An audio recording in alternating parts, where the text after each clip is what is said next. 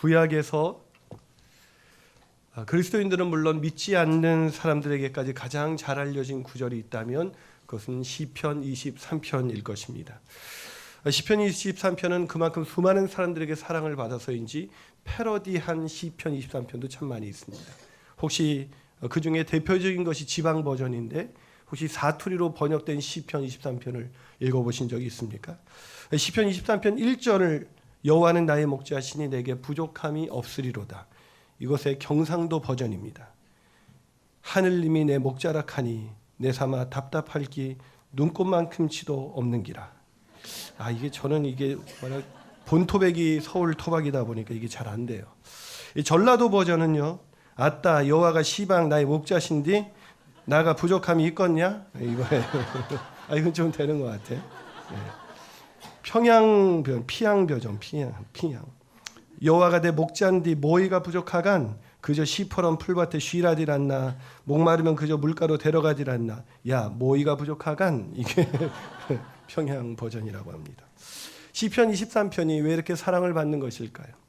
필립 켈러는 그 유명한 책 양과 목자라는 책에서 이렇게 말합니다. 여호와는 나의 목자시라. 이 웅장하면서도 단순한 말은 곧 인간과 창조주 사이에 심오하면서도 실제적인 관계를 암시한다.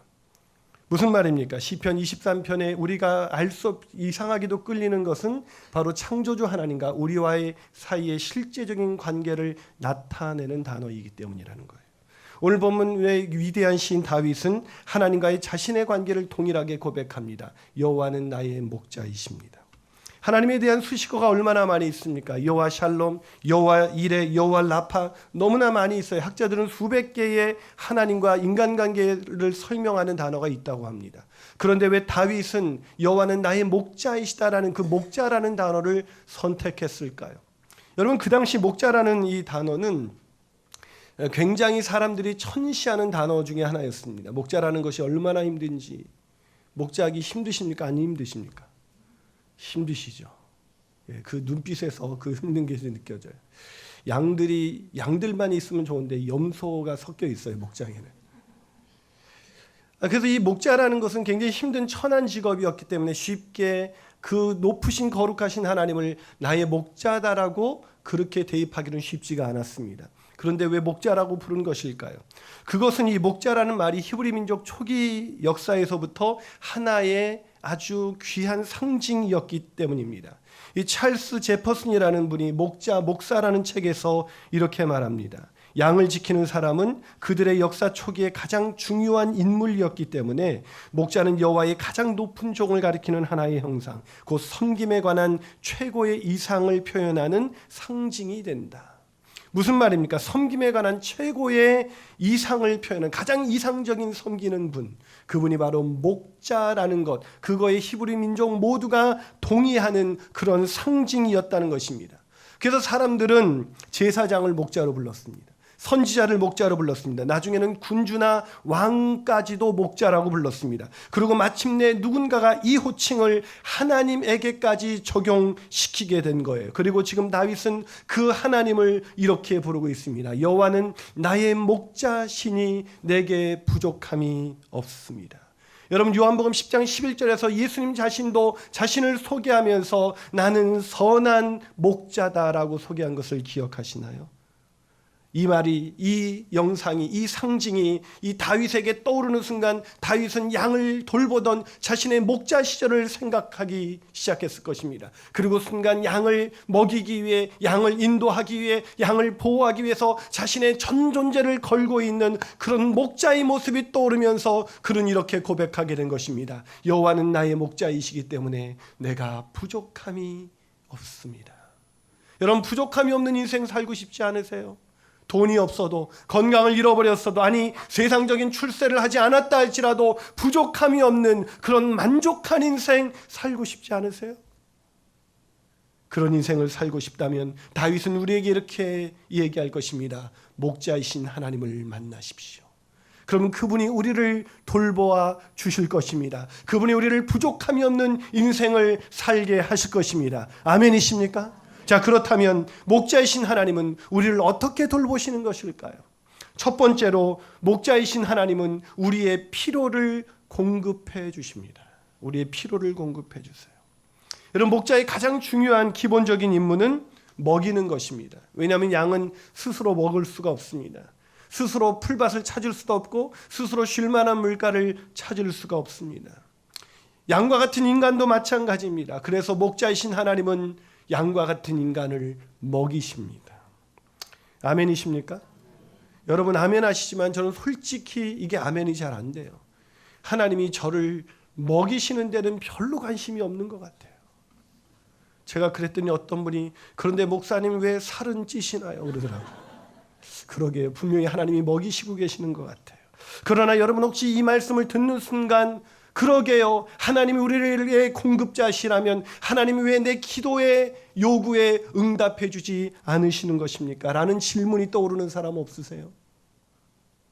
실제로 신앙생활을 하다 보면 주께서 우리의 기도와 요구에 응답하시지 않는 경우를 훨씬 더 많이 경험합니다.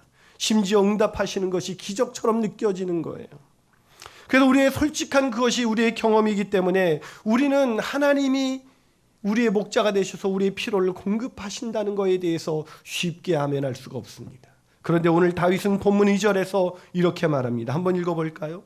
한번 읽습니다. 시작. 그가 나를 쉴 만한 물가로 인도하시는도다. 자, 하나님은 다윗을 엄청나게 편애하는 것 같아요. 이 말씀이 사실이라면 다윗은 지금 너무 많이 먹었잖아요. 여러분, 이 필립 켈러라는 분이 양과 목자라는 앞서 인용한 그 책에서 양이 눕는다, 이게 그냥 피곤해서 눕는 게 아니에요. 이 양이 눕기 위해서는 최소한 4가지 조건이 충족되어야 한다고 합니다. 첫째, 배가 불러야 한대요. 배가 불러야 돼요. 두 번째, 양들 사이에 갈등이 없어야 된대요. 세 번째, 양들을 괴롭히는 것이 없어야 된대요. 네 번째, 양들은 불안하지 않은 상태이어야 한다는 것입니다. 다시 말해서 배불리 먹어서만도 누울 수가 없습니다. 배불리 먹고 또한 아무런 갈등도 다툼도 없는, 그리고 불안한 요인도 없는 완벽한 평화, 완전한 샬롬, 그 어떤 곳에서도 누릴 수 없었던 그 샬롬이 임할 때 양들은 비로소 눕는 거예요. 상상을 해봤어요. 다윗은 얼마나 행복했을까. 하나님이 엄청 먹이셨구나. 다윗이 원하는 것은 다 해주셨구나. 그런 거예요? 아니요. 다윗의 일생을 우리가 알고 있지 않습니까? 다윗의 일생 사울에게 쫓기는 인생이었습니다. 압살롬에게 쫓기는 인생이었습니다. 시편을 보면 그가 얼마나 힘들고 어려운 시간을 보냈는지 우리가 잘 알고 있잖아요. 그런데 왜 그가 푸른 풀밭에 나를 누이시며 쉴 만한 물가로 인도하신다라고 고백했을까요? 이 본문 2절이 도대체 무슨 뜻일까? 이것을 이해하기 위해서는 우리가 그 당시 이 시편 23편의 배경과 목축 문화에 대한 이해가 필요합니다. 여러분, 이 본문의 배경이 어디예요? 다윗이 이 시편을 썼을 때 무엇을 바라보고 쓴 거예요? 혹시 뉴질랜드의 그 푸르고 푸르는 초장을 바라보면서 푸른 풀밭에 누이시며 이런 거예요? 아니요. 이 시편 23편의 배경은 유대 광야예요. 광야. 메마른 땅이에요. 메마른 땅에 무슨 풀이 있었겠습니까? 무슨 물이 있었겠어요? 물론 오아시스가 있죠. 하지만 찾기가 쉽지 않아요. 물론 2월이나 3월 우기 때는 갑자기 광야가 풀밭으로 변합니다. 하지만 4월이 접어들면 자라던 풀들이 다 말라 없어지기 시작하고 5월이 지나고 6월이 지나면 주변에 먹을 것이 거의 없어요. 그래서 그 당시 목자들은 이 풀을 양떼들 데리고 수개월 동안 집을 떠나 풀이 있는 곳을 찾아 떠나야 돼요. 메사라는 아주 고지대에 있는 평원을 찾아 나섭니다. 그 고지대에 있는 평원을 찾아 나서기 때문에 할 수 없이 음침한 골짜기를 지나가야 돼요. 그래서 다윗은 오늘 본문에서 자신의 실제적인 상황을 짐작하게 할 만한 표현 하나를 씁니다. 그게 뭐예요? 4절에서 내가 사망의 음침한 골짜기로 다닐지라도. 실제 다윗은 지금 푸른 풀밭에 누워있는 게 아니에요. 어디에 가고 있습니까? 사망의 음침한 골짜기를 다니고 있는 거예요. 얼마나 힘들었을까요? 목자도 힘들었겠지만 양도 굉장히 힘들었을 거예요. 도대체 이 목자는 언제 먹여주려고 날 이렇게 질질 끌고 다니나? 아니 도대체 언제 내 기도에 응답해 주는 거야? 원망과 불평을 하면서 목자를 따라 나갔을 거예요. 그런데 왜 다윗은 그가 나를 푸른 풀밭에 누이시며 쉴만한 물가로 인도하신다고 그렇게 고백했던 것일까요? 그것을 이해하기 위해서는 이 시편 23편이 다윗의 인생 노년에 쓰여졌다는 걸 기억해야 돼요. 무슨 말입니까? 다윗이 지나온 세월 돌아보니 모든 것 주님이 먹이셨구나. 지나온 모든 세월들 돌아보니 주님께서 그 어린애가 불평하는 그 순간에도 주님께서 나를 먹이시기 위해서 나보다 더 먼저 앞서서 그 음침한 골짜기로 지나가신 거구나. 그걸 깨달은 거예요. 어떤 분은 그렇게 말합니다. 다윗이 자족했기 때문이다. 아니에요. 어떤 사람은 미래의 축복을 바라본 것이 아니에요. 다윗은 자신의 인생의 노년에 그 자신을 인도하신 그 목자의 목자의 그 인도하심을 바라보면서 자신의 인생이 이렇게 될 수 있었던 것 다 주님의 크신 은혜라고 고백하는 것입니다. 여러분 찬송가 기억하시죠? 지금까지 지내온 것, 지금까지 지내온 것 주의 크신 은혜라, 한이 없는 주의 사랑 어찌 이루 말하랴. 여러분 이 찬양을 부르면요 어린 청소년 애들은 멀뚱멀뚱 노래를 불러요. 하지만 나이가 지긋한 분들, 인생의 고난과 역경을 지나온 사람들은 눈물이 흘러요. 그래요. 정말 힘든 그 순간에 주님께서 책임져 주셨거든요. 그렇습니다. 주님 우리를 먹이시는 우리의 목자이십니다. 그러게 오늘 고난의 길을 유대 광야같이 메마른 길을 걷고 있다 할지라도 우리를 먹이시는 그분을 인해서 부족함이 없는 인생 살게 되시기를 주님의 이름으로 축원합니다. 한 발 더 나가서 목자이신 하나님이 우리를 어떻게 돌보실까요? 두 번째로 우리를 소생시켜 의의 길로 인도하십니다. 그럼 목자는 양을 인도하는 사람입니다.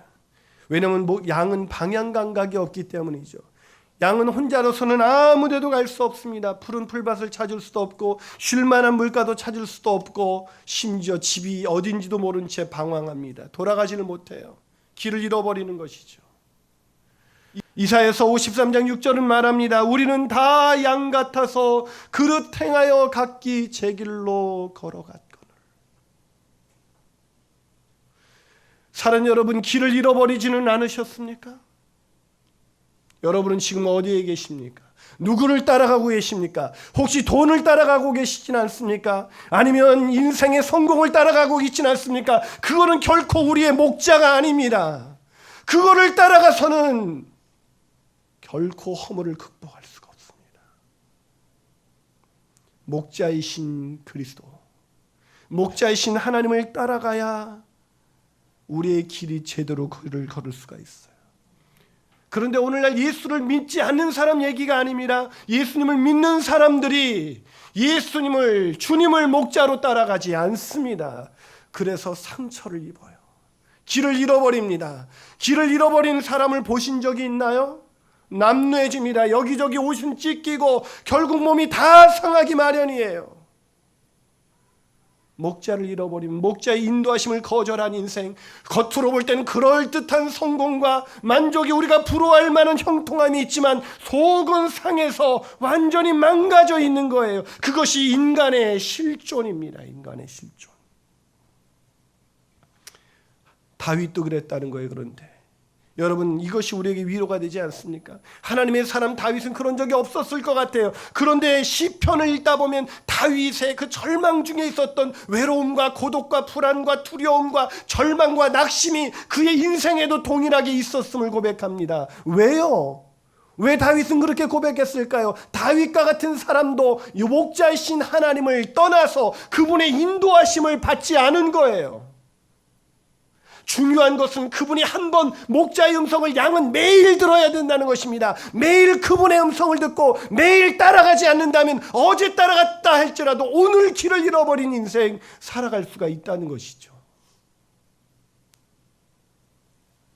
그래서 다윗은 상처를 입었습니다. 그런데 다윗이 어떻게 위대한 인생으로 마무리되어질 수가 있었던 것일까요? 그것은 목자이신 하나님께서 다윗을 인도해 주셨기 때문입니다. 아멘이십니까? 그래서 다윗은 이렇게 말합니다. 본문 3절을 한번 읽어볼까요? 있습니다. 시작. 내 영혼을 소생시키시고 자기 이름을 위하여 의의 길로 인도하시는도다. 영혼을 어떻게 하신다고요? 소생시키시고 자기의 이름을 위하여 의의 길로 인도하시다. 2절 3절에서 계속 반복되는 단어가 인도하신다는 거예요. 그런데 인도하신다라는 이것을 잘 이해하기 위해서는 그 앞부분에 있는 내 영혼을 소생시키시고라는 단어를 잘 이해해야 됩니다. 여기서 소생시키시고라는 이 단어는 예쇼베브라는 단어를 사용하는데 이것은 돌이키다, 회복시키다라는 뜻입니다. 그런 의미를 갖고 있습니다. 다시 말해서 이 동사는 주로 한 인간이 죄에서 돌이켜 하나님께로 돌아간다는 의미를 나타낼 때 주로 쓰이는 단어라는 것입니다. 그래서 찰스 스펄전은 그의 책 시편 강해에서 이 구절을 매트 폴이라는 사람의 글을 인용하면서 이렇게 해석합니다. 이 말은 잘못된 것이나 방황해서 떠나기 전에 원래 있던 곳으로 돌이키신다라는 뜻이다. 원래 있던 곳으로 돌이키신다. 원래 있던 본향, 원래 있던 자리, 그가 있어야 할 자리로 다시 돌이키신다. 죄의 자리가 아니라 평안의 자리, 기쁨의 자리로 돌이키신다. 그렇기 때문에 내 영혼을 소생시킨다는 것은 그가 죄로 하나님을 떠나서 하나님을 떠난 인생, 그래서 각기 제 길로 걸어간 인생, 맘대로 살아간 인생, 목자가 누구인지도 모르는 인생, 그렇게 살다가 상처 입은 영혼들을 주님께서 치유하시고 그 영혼을 회복시켜서 다시 원래 있던 자리로 돌이키신다. 그렇게 소생시키심으로 내 영혼을 자기의 이름을 위하여 의의 길로 인도하시는도다. 사랑하는 여러분, 길을 잃어버리셨습니까? 한때 잘 믿다가 지금 길을 잃어버리신 그런 상태는 아니세요? 그렇다면 목자이신 주님의 음성을 듣고 따라가시는 저와 여러분이 되시기를 주님의 이름으로 축원합니다. 마지막으로 목자이신 하나님이 우리를 어떻게 돌보시나요? 목자이신 하나님은 우리를 위험에서 지켜주십니다.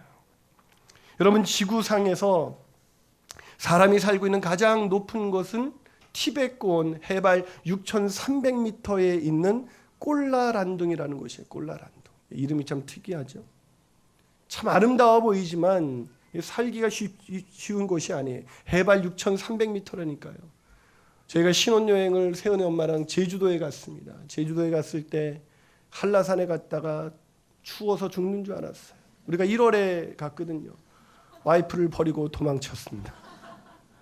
근데 해발 6,300m면 사람이 살 수 있는 곳이 아니에요.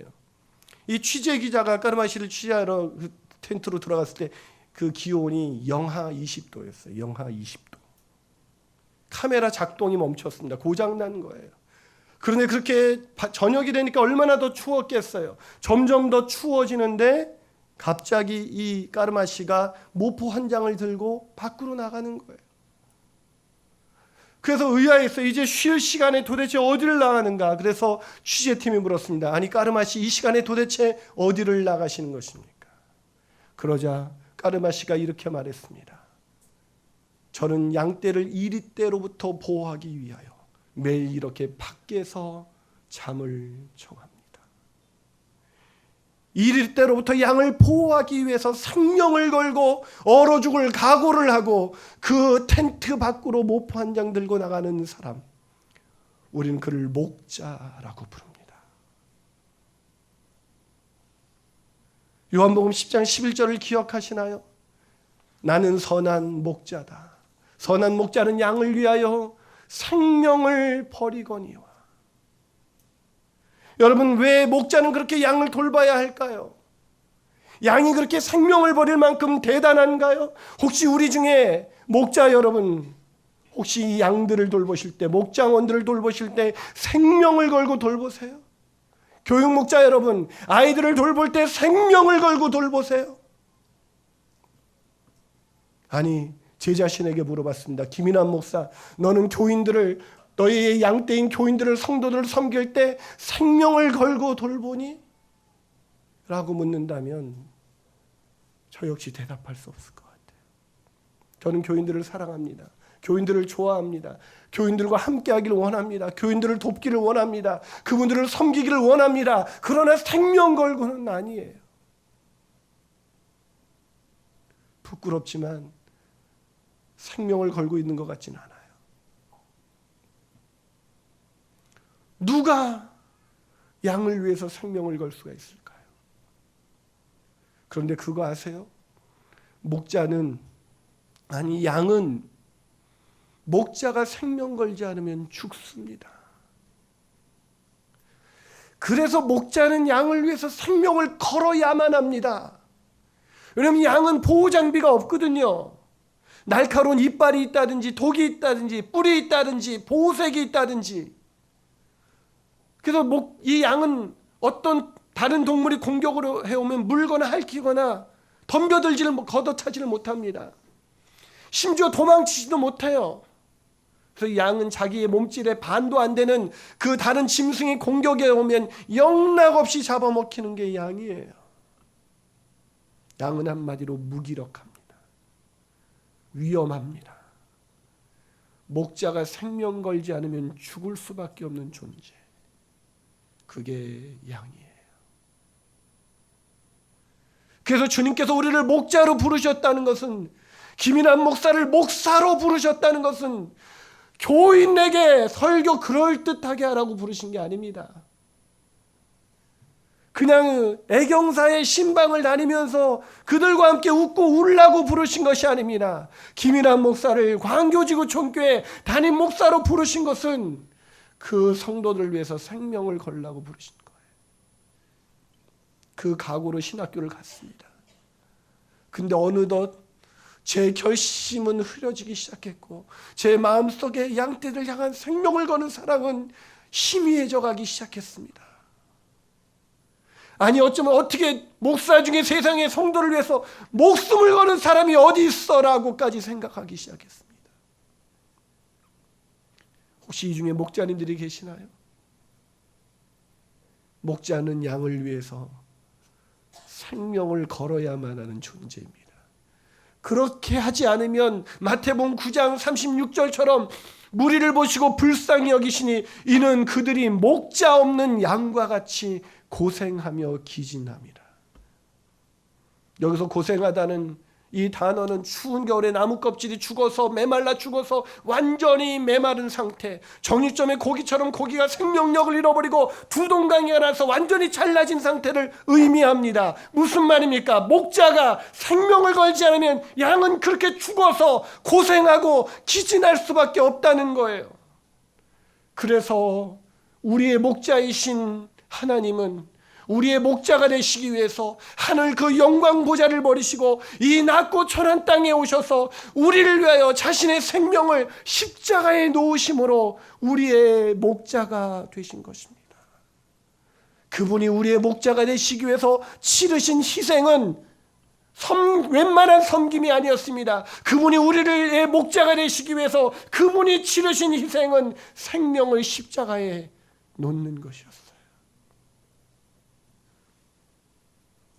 그러기에 그분을 따라서 우리를 부르신 그분을 따라서 우리가 목자의 길을 걷는다. 이것은 그분처럼 생명을 거는 사랑을 해보겠다는 겁니다. 오늘 다윗은 말합니다.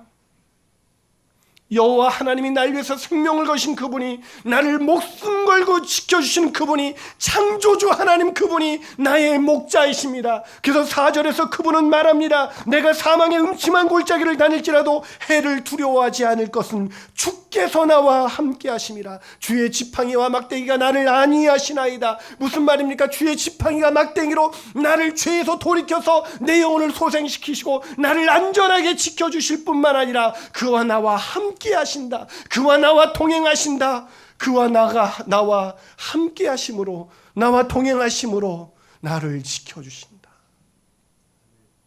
그것을 깨닫는 순간 다윗은 평안이 찾아왔습니다.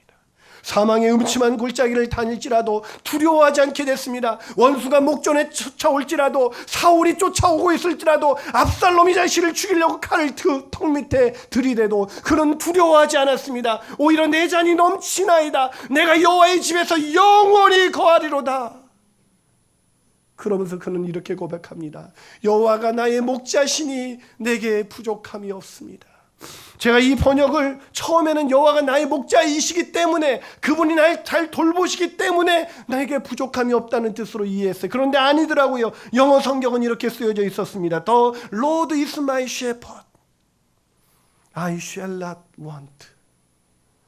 The Lord my shepherd, The Lord is my shepherd, I shall not want. 나는 여호와가 나의 목자이시기 때문에 나는 더 이상 원하는 것이 없습니다.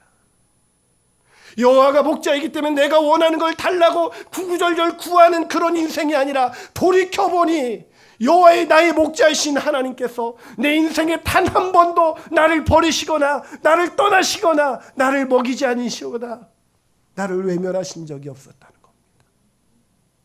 그래서 나는 그분이, 날 위해서 생명을 버리신 그분이 나의 목자이시기에 나는 더 이상 원하는 것이 없습니다.